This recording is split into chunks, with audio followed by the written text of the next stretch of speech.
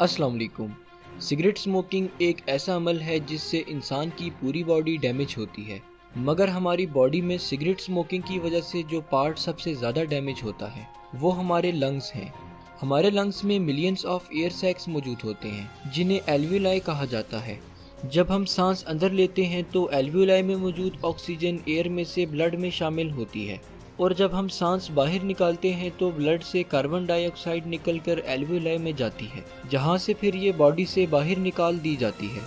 Alveoli तक air को लाने और बाहर निकालने के लिए लंग्स में एयरवेज मौजूद होते हैं जिन्हें ब्रोंकाई कहा जाता है।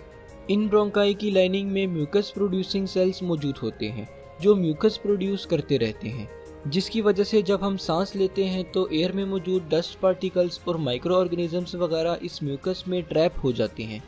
इसके साथ साथ ब्रोंकाई की इंटरनल लाइनिंग के सेल्स की सरफेस पर हेयर लाइक प्रोजेक्शंस यानी सीलिया भी मौजूद होते हैं।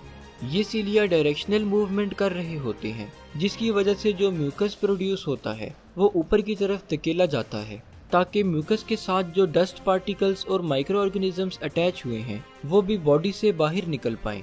जब ये म्यूकस हमारे ट्रैकिया के करीब पहुंचता है तो हम खांसी के जरिए इस म्यूकस को लंग्स से बाहर निकाल देते हैं, मगर जब हम स्मोकिंग करते हैं तो 700 से ज़्यादा हार्मफुल केमिकल्स हम अपने लंग्स में भेज रहे होते हैं।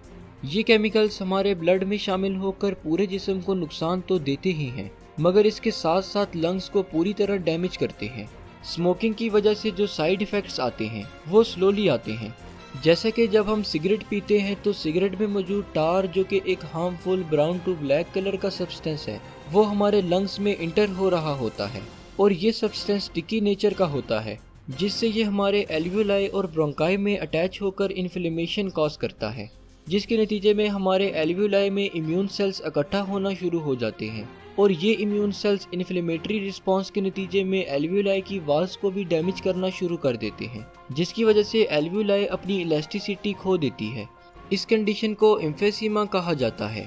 एम्फेसीमा के नतीजे में ऑक्सीजन और कार्बन डाइऑक्साइड की एक्सचेंज एल्वियोलाई में अच्छे से नहीं हो पाती, जिसकी वजह से स्मोकर्स को थकावट, सांस में कमी, वीजिंग और चलते वक्त दम घुटने वाली सिम्टम्स जाहिर होती हैं।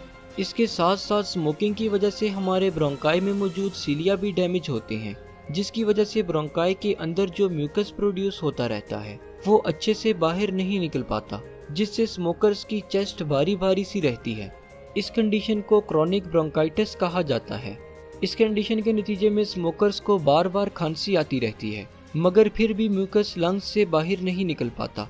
सिगरेट स्मोकर्स में ये दोनों कंडीशंस एक साथ पाई जाती हैं, और जब ये दोनों कंडीशंस एक साथ हों तो इसे क्रोनिक ऑब्स्ट्रक्टिव पल्मोनरी डिजीज़ कहा जाता है।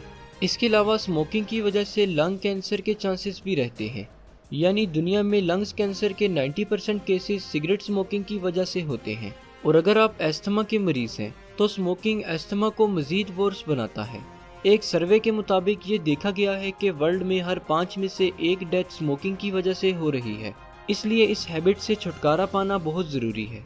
और वैसे तो स्मोकिंग के नतीजे में लंग्स पर जो इम्पैक्ट पड़ते हैं वो इरिवर्सिबल होते हैं, मगर फिर भी आप स्मोकिंग क्विट करके 20 से 30% अपने लंग्स को दोबारा से रिकवर कर सकते हैं। शुक्रिया, अल्लाह हाफिज़।